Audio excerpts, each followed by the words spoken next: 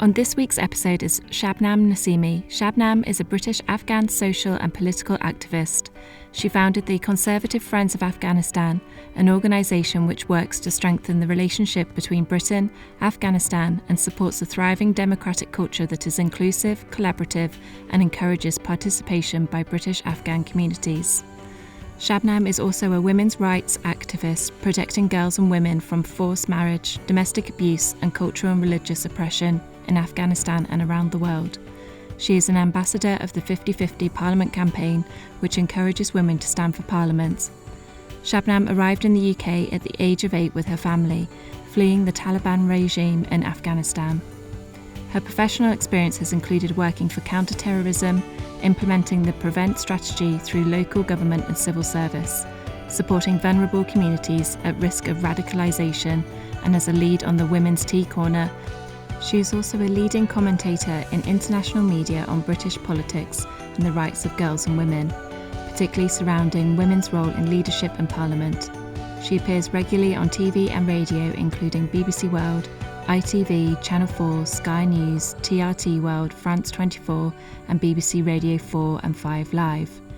In 2019, she was awarded Inspirational Women in Public Affairs by the Policy Mogul and nominated for the BBC 100 Women in September. It was brilliant meeting with Shabnam, and I really hope you enjoy listening to this episode too. She has some really wonderful thoughts on having positive role models, being confident enough to stand up to bullies, and her favourite quote from Dumbledore in Harry Potter.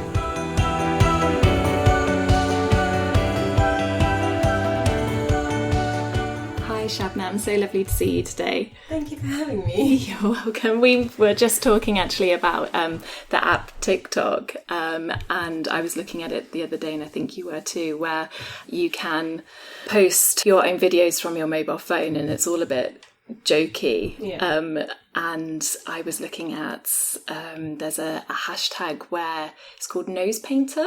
Okay. And I don't know how it works, but I think you put your nose or something against the phone or the screen, and then you can draw shapes like stick men or Christmas trees. Right. I don't know if you've seen that at all. I haven't used it, but I have seen that it is a very trending app for young people. Mm-hmm. I think I mentioned earlier that I visited my little cousin in Birmingham, and she's about 11, and she showed me how it works, and she said, "Do you want to see my clips, the videos that I've made?" And I said, "Yeah, sure, let's have a look."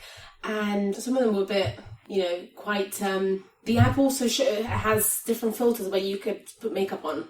Okay. And so then you have nails and you have eyelashes, and you've got blusher and everything. And she uses that app to sort of try to enter an adult world, and then you sort of sing songs and you record that and you post it. And I noticed that for a lot of young people, those sort of apps and those filters, particularly when you're around 10, 11, is one of the best ways to just start acting like an adult at a very young age.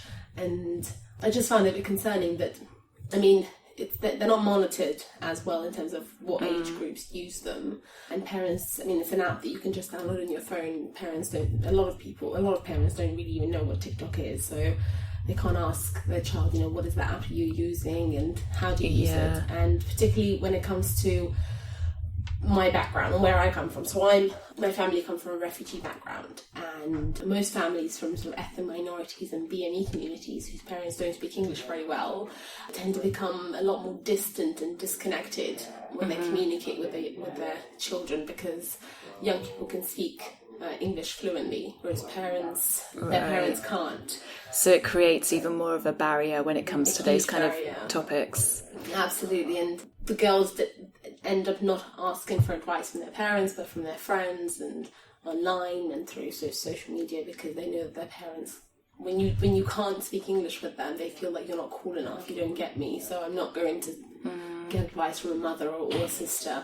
I'd rather get it online. So it's a great creative app, and I think like most apps, it has its positives and negatives. But I think when it comes to apps like TikTok, and there's also Snapchat and a few others where there are filters where you can suddenly become, you can put makeup on. I think it gives the illusion for a child that it's okay to put makeup on at a young age, and that you need to change your facial appearance to fit in, that who you are isn't enough. You've got to look pretty with makeup and nails and lashes, and I don't think that's the message you want to be able to send across. No, I think there is a risk that at an earlier age, I don't know when you got a mobile phone, but I think I must have been 14 or 15, but it was purely just to send a message or receive a call, and there was nothing else on it. But it does create or potentially create or open you up to insecurities a lot earlier if there are filters and you feel like you've got to present yourself or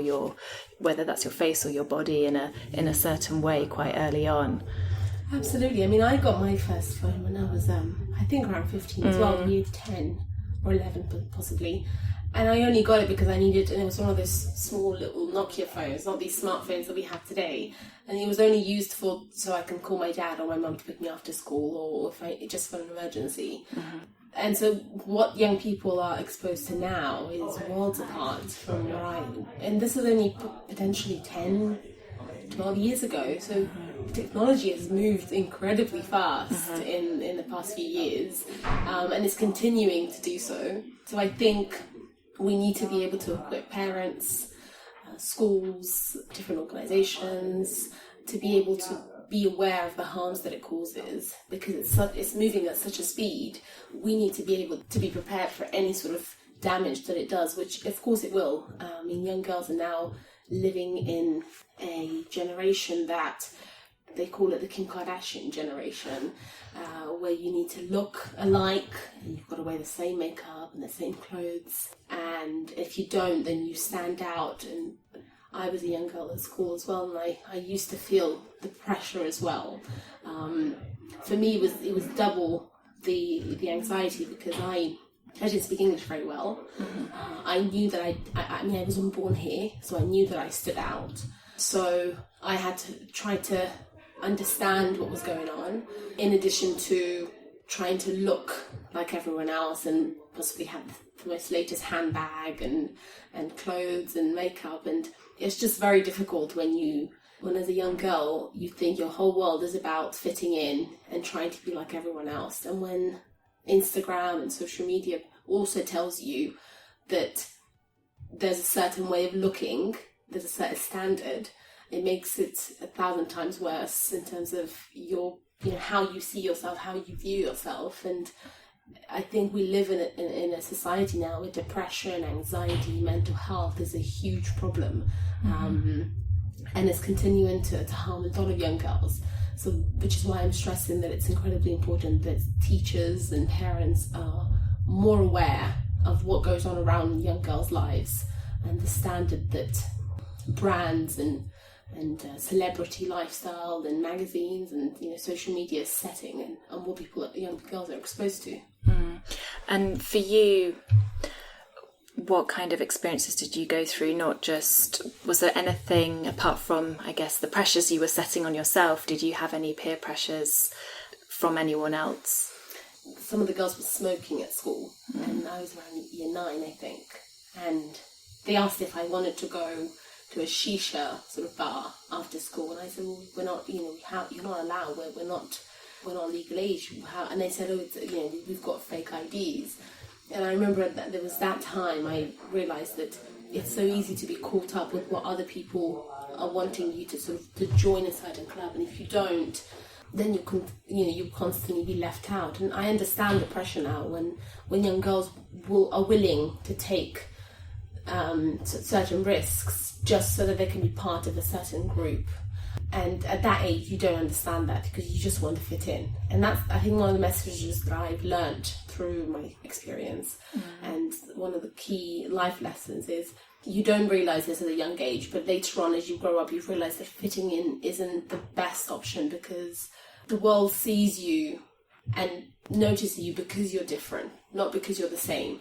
And as a young woman who as I mentioned before, I come from a refugee background.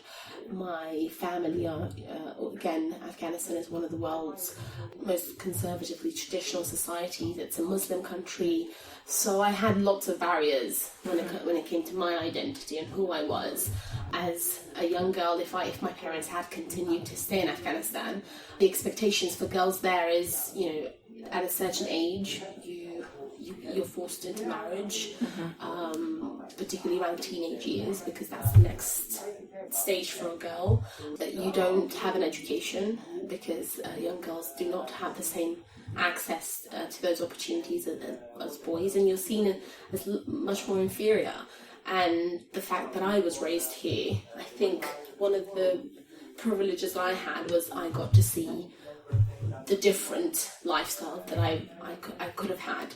And from a young age, my parents, particularly my father, he made sure that I understood that my gender and my background should not impact what I become. And one of the amazing things that I still remember is from the beginning of my second year, he used to sort of drive me to school, and every morning he'd tell me, have a great day, and just remember that it doesn't matter if you don't, you're not speaking the language perfectly as everyone else, or you weren't raised here. You're just as amazing as everyone else, and just take every opportunity, every class, and be serious and focus. And he always sort of drilled that message every morning, and I think that gave me the confidence to not feel any less than anyone else. And bullying did happen, like any other school. That's the environment that most kids grow up in. But I don't remember any day where I stood down from a bully and said, okay, and just frightened and scared, and said, okay, fine, I'll do what you say. I remember there was one incident in the classroom where she told me to get up from a chair and said, this is my seat. And I said, well, no, I have to come first, and I'm not going to get up. And she said, well, are you back chatting to me? And she started to call me really horrible things. But I didn't give up. I said, I'm not going to get up from my seat because I came here first. And just because you think that I don't speak English very well, or because I'm different, doesn't mean that you get to dictate what I should do. And for that story always, I can still remember it, but it was a really exhilarating and great moment where I just did not back down because someone felt more important than me. Yeah, well done you for standing your ground.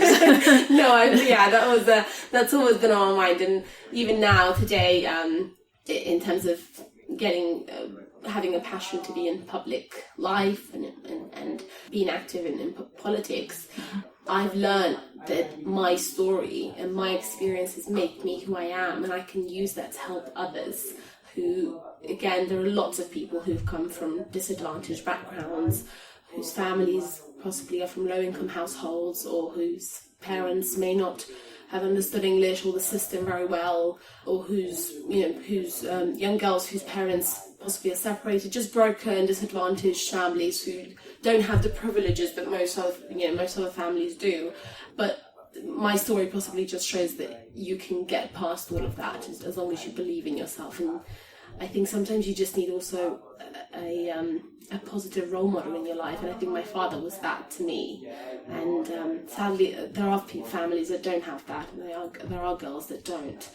But hopefully they get to at least find other young women as role models to follow, whether that's through social media, or again, because that's the most access they have to the outside world, or from people around them. But just take the positives from other women, not the negative, and don't fall into the trap of having to do something for someone else just so that you could fit into sort of a bubble, because it's being different that's more important than being the same.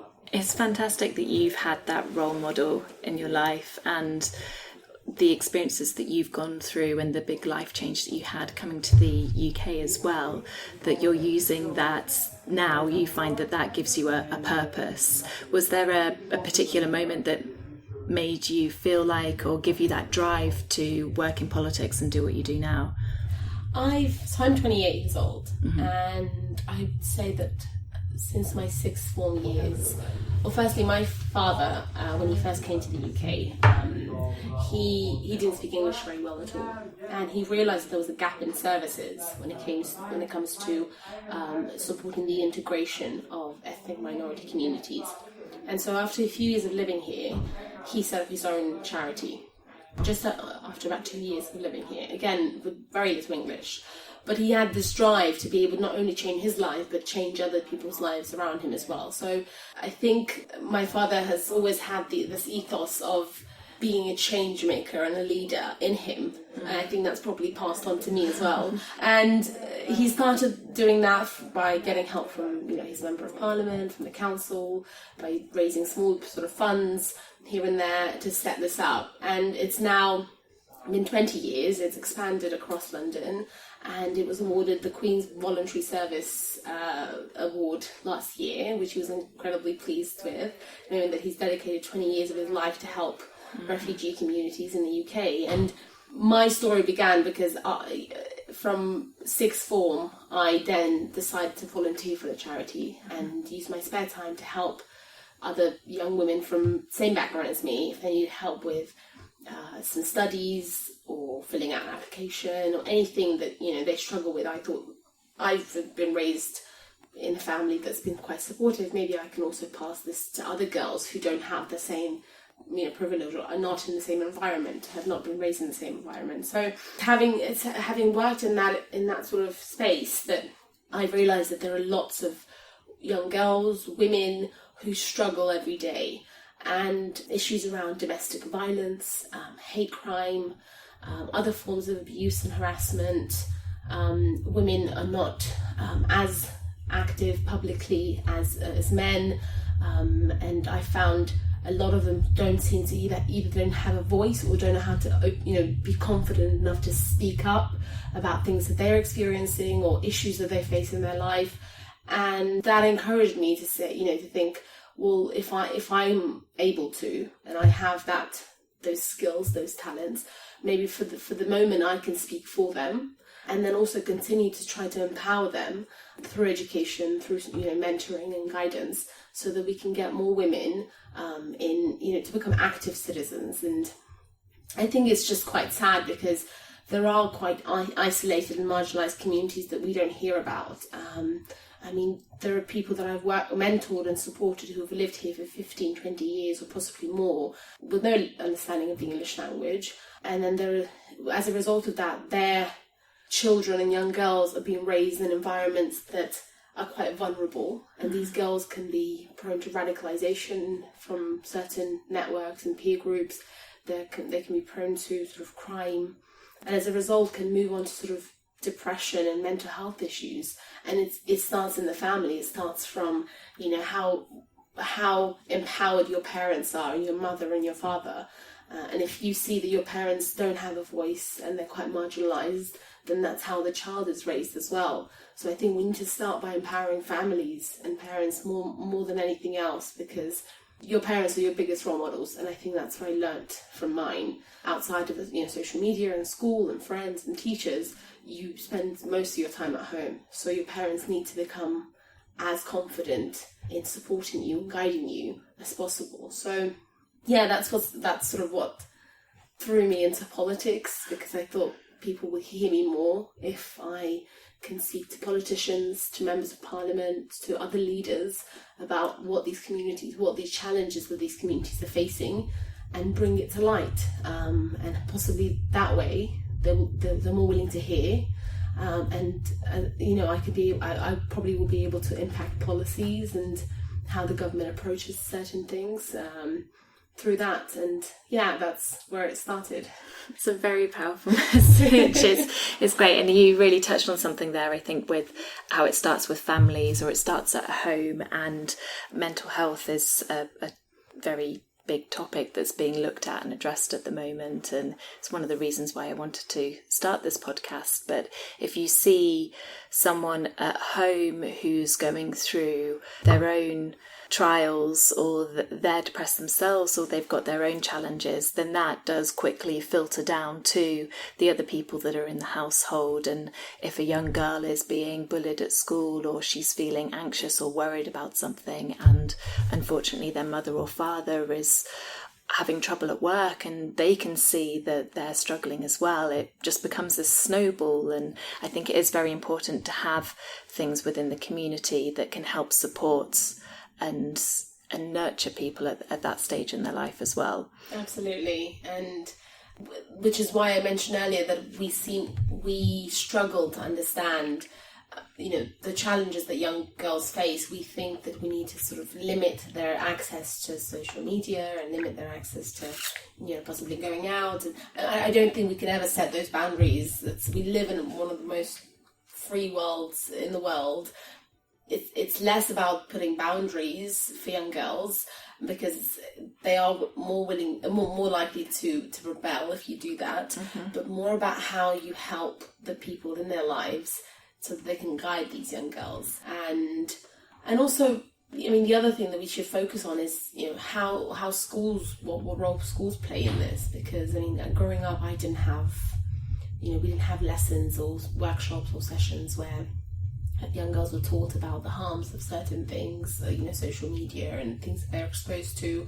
There were no depression or mental health sessions either. And I think that could play a big role as well. I'm not sure whether this is something that the government is working on, but possibly having counselling sessions at school could be an amazing opportunity for girls to at least talk about something that they're facing confidentially. So we definitely need to try to think about how much power and support and resources we give to schools, so that they can become self-sufficient in supporting young girls through issues around, body image and bullying and peer pressure.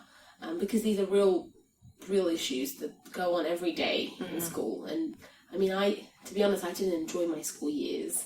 I remember when I finished school and college, I was so happy. I was like, it's done. I'm done with it. I don't want to go back to school ever again, because I just felt the environment was really toxic and just, girls, instead of supporting each other and being friendly, they're in competition, and you feel that you're being judged with everything that you do, everything that you say. If you're not listening to the right music, then you're not hipster enough. And if you're not, dressing or you don't have the latest trainers or shoes, then you're from a poor family. It's just every step of the way.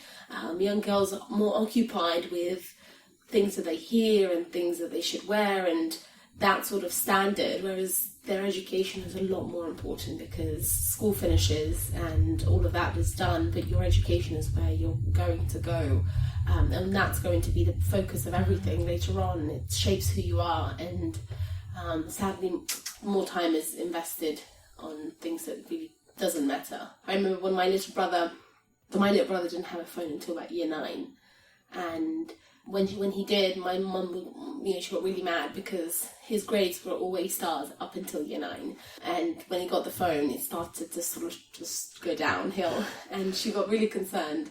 But what it showed, and what I realised from that is using a phone and social media plays a huge role in terms of how well a student does in school as well. It just takes, even now I'm 28 and I still use Instagram and Twitter so much, without even realising that it does take probably about 6 to 7 hours of my day. I know you think you're using it through a commute and on the bus and the train, but if you add it all up, it's a lot of hours on your phone, and it's incredibly unhealthy as well, both for your physical well-being and your mental. So yeah, we need to be able to talk about these issues a lot more.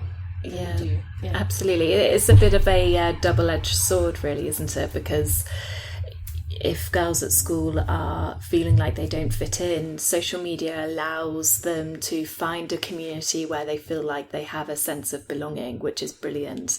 But then on the flip side, if you get sucked in too much and you're looking at your phone, then you may be neglecting other things, or it can become damaging to your health because it becomes a habit, and then you're addicted to just picking up your phone, whether you really mean to or not, whether that's just sitting down and having a meal with your family and then you're on your phone a lot. So I think that there are more conversations around how to limit the amount of time that you spend on your phone, but then again, it's how much does someone's parent or parents or their carers instigate that at home, or even how much it's talked about at school, or they're given those skills on how to address it. But I think apps do have either notifications or blocks, so if you can limit the amount of time that you have, but you have to go and find it. It's not, as soon as you set up that app, it says, would you like a notification to come up? And you're like, don't allow.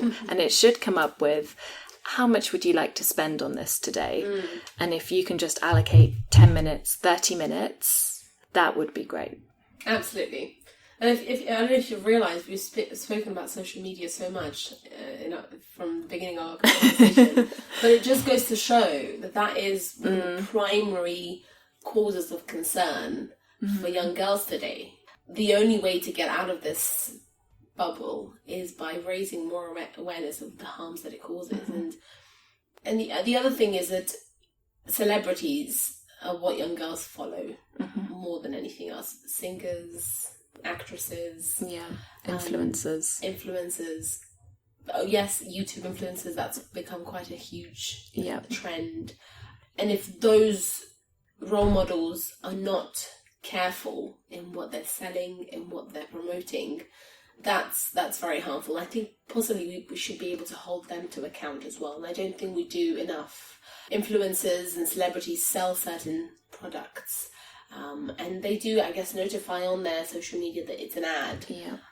But a young person's not going to care whether it's an ad or not. It's, for instance, my favourite, actress, or my favourite influencer or singer. I'm going to want to do what they're doing, so I'm going to eat the same slim product or fitness product, tablets that they are, or I'll, buy the same outfits and clothes. And there are these ones that the Kardashians wear that then they're called corsets, and they're very, very tight. I've seen that they're very harmful as well. If you do purchase them, they could actually damage your internal sort of system. But you see that and you think, I want to have a waist like that. That's tiny. And see, those things are. You look at your celebrity, you think it looks so fancy and it's great. I'm going to look like you, so I'm going to use what you're using. But it's very damaging and very harmful, and we don't seem to hold them into account. And we need, I think, institutions and certain regulators to check what is being promoted and how harmful it is. And just because they're wealthy and they're from a certain class, I guess, doesn't mean that they can just use their platform and take advantage of it. Because you've got millions of followers, you have a duty to use your platforms safely. That's something else that possibly we could even continuing talking about. It's something that should be raised as well. And it would be a very busy job, 24/7, regulating all of that. It's quite a job description. I think Facebook are going to get rid of likes, so you don't see. I don't know how it's going to work, where you just don't see the total, or you just see that it's been liked, or what the new world of what that will look like. You, one of the questions that I had for you was one of your favourite books, and I think in one of those you had a role model. Who was that? It was Hermione Granger from Harry Potter. And one of the reasons around that was, first of all, my English was very poor as a young girl, and I felt very accomplished to have been able to read these huge Harry Potter books. I mean, I thought, wow, I'm incredibly smart, and it just made me feel very confident that I was able to read the J.K. Rowling books. But one of the reasons I really admired her was, first of all, she was incredibly smart and confident and sassy. She didn't let any guy sort of tell her what to do, and I loved her personality and just how confident she was. It was less about what she looked like. I think to some extent she just dressed, some would say probably as like a boy. She didn't really care about her makeup and her clothes and her style. It was just books and study, and that was incredibly attractive as a young girl as well, to see that these boys liked her, but she didn't have to spend much time on the book didn't sell her prettiness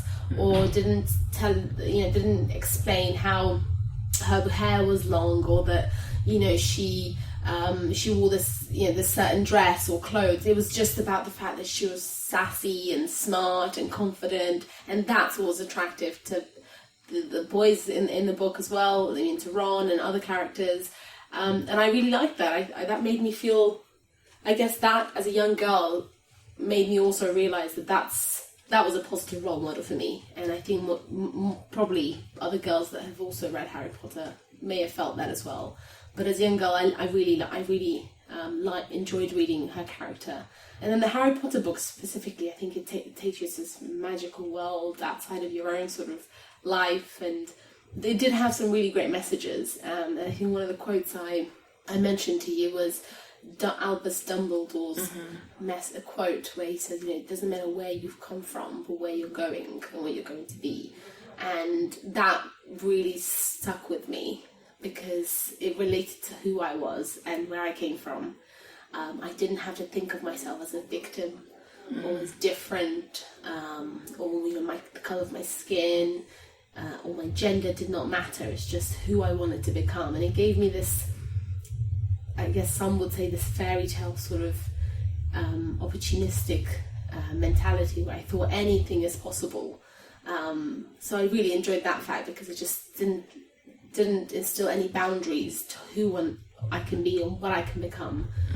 So it was really inspirational. I know it's not the usual book or quote that people probably will pick up on, but for a young girl, and for me, because I enjoyed Harry Potter, and I still love Harry Potter even to this day, it gave a lot of positive messages. I know it's a wizarding world, it's this fairy tale that it's non-existent, it's not real, but it just, I guess it gives you something to hope for and something to believe in, even if it's not real. And I think believe is probably another word that's incredibly important for young girls. You've just got to believe that things are possible and that you can achieve things that you want, even if it doesn't look like it's possible now. It will. Just keep going. But that passage, though, that particularly resonates with you, it's quite simple, really. It's just to be who you are and that there are no limitations.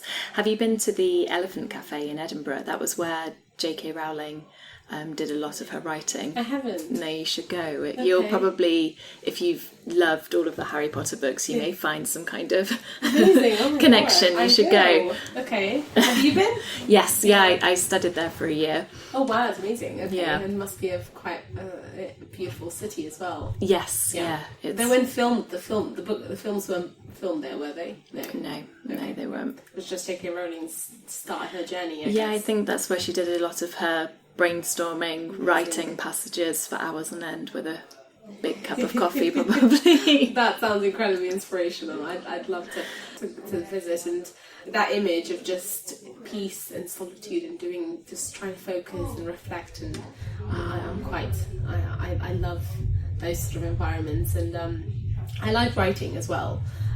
So it's probably also the books that I read as a young girl that has inspired me to sort of express myself through writing. So that's possibly another route to go into as well as a young girl. If you're not able to speak about an issue, maybe possibly write it, and that's a great way and route to sort of just release your thoughts and emotions.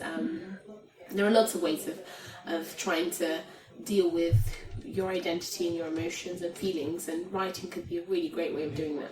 At times when I'm just a bit down or upset, or something's just not making me feel great, writing for me has been a great platform of just saying, get your emotions on paper out. And as a result you just feel so much lighter. So yeah, journaling is the way forward. Absolutely. Did you have any embarrassing moments growing up? No, did you? Oh yeah, there must have been. What did you do? I did our school, so it must have been late teens. I must have been 17 probably, so upper sixth form. We put on shows to the school, and I don't know, have you watched Little Britain? Yes, I have. Yeah. So I used to do an impression of the man in the wheelchair that was played by Matt Lucas. Yeah. So I dressed up as that character and did impressions of him in front of the whole school. Amazing. As you do, with a wig on that was bald, with a pillow stuffed up my front. And I did a sketch with the deputy head boy, and yeah, I guess that's quite embarrassing, but I think the only way that I could do that was because no one could really see my face or identify who I was. And then I remember not long afterwards walking down the corridor and a boy quite low down in school high-fiving me because he either thought it was cool or wanted to take the mick out of me. Which one, I don't know, but that comes to mind right now. That's pretty amazing. Well done for doing that. That takes a lot of courage, especially around sort of boys that you sort of your students that you spend a lot of time with. You don't want to seem uncool, but that takes a lot of courage. No, it's good to be silly. I think it's good for the soul. That's important. I think that's another message that you could we could try to send through this podcast, that being silly and being funny and just letting loose and not having to be serious about everything is an important thing to sort of to understand, that you don't always have to be someone, or you don't always have to fit a box. Just be yourself and be funny, be silly, and don't worry about how you're perceived and judged by others, because it's a moment, it passes. Really, no one's going to remember anything that you've sort of done, particularly school years. I mean, honestly, you just asked me whether I can remember an embarrassing moment. I'm sure I've had hundreds, but I can't remember any, which goes to show how unimportant certain moments in school are. Don't take everything so seriously. It's a moment that passes. You've given a wealth of advice during our chat, which is brilliant. And I wanted to ask if there's anything else you'd want to advise your younger self. Well, I guess that's personal to me, because I don't. It's different for every young girl. If you were raised here and you haven't seen another side of the world, then it can be difficult to think that you're grateful and that you're lucky. But for me, that was definitely the case. Even today, I've gone back to Afghanistan a few times. My family have taken me on trips. And when you get to travel and see how other parts of the world live, and how difficult it is for young girls around the world when they don't get to live in societies like the UK and other Western societies that are free, that you've got all this opportunities that is striving towards gender equality in different sectors and different environments, you've realised that you have it incredibly good. And the biggest message I guess I could send is just be grateful for everything that you have, because there are people around the world that don't. And specifically, I mean, there are girls around the world who struggle with their menstrual cycle, how to be able, they're not educated enough, how to manage that as a young girl, and that's incredibly difficult. There are girls who get married incredibly young, from the age of 12, 13, particularly in a country like Afghanistan. That does happen, and that's a frightening thing to think about, to be married off at that age. And to have all this responsibility as a young girl, to be a married woman, that's a nightmare in my opinion. And that happens. And then a few of my close friends are currently actively fighting against FGM, which is female genital mutilation, and that's another issue that young girls are facing in Africa today. That is frightening. That could cost you your life, but these are practices and cultural and religious practices that go on, that limit how much a girl can do and how free she can be. And we don't have to worry about those things here. The only thing we need to worry about is going to school, getting an education, which we're also privileged to. And so you really should realise how good you have it. I think if we could possibly educate young girls through school, by having workshops and assemblies, having guest speakers talk about, their experiences around the world, young girls will probably realise that it's not just about your makeup and your clothes and, a picture that you post on Instagram, that there are real life issues that go on around the world, and it possibly can put things into much better perspective, so that you tend to prioritise things a lot better. that's possibly one of the biggest messages I can send. That's great. And then what would be the biggest gift that you would give all young girls around the world? I ask all guests that, and it's really lovely to hear what everyone personally would want to give. A gift that I would give? Could be a hug. Oh, it could be lovely. some shoes. I would say confidence. Confidence, I would give that, because I was lucky enough to have that as a young girl. Even with all the challenges that I faced, my journey wasn't a typical journey of a young girl. It was quite extraordinary in the fact that I came from a whole different world. But I had confidence to keep me going. I never gave in to anyone else's requests or demands or any pressure, because I believed in who I am. And I think today girls need confidence more than ever, just in being themselves. And trust me, being different can take you a lot further in life than being the same as everyone else. And I probably am one of the living examples that, I'm not from a privileged background. I wasn't born here. I didn't have the best start in life, but now, because I'm different and because I've had all these experiences, people are more willing to listen to me and to want to have, get advice from me and to get help and support.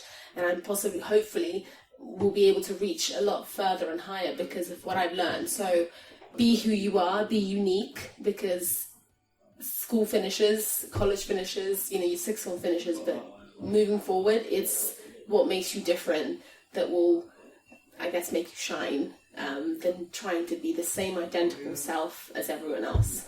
Wonderful. Well, thank you, Shabnam. That's so lovely. Thank you so much. Thank you. Thank you for having me again. It was great.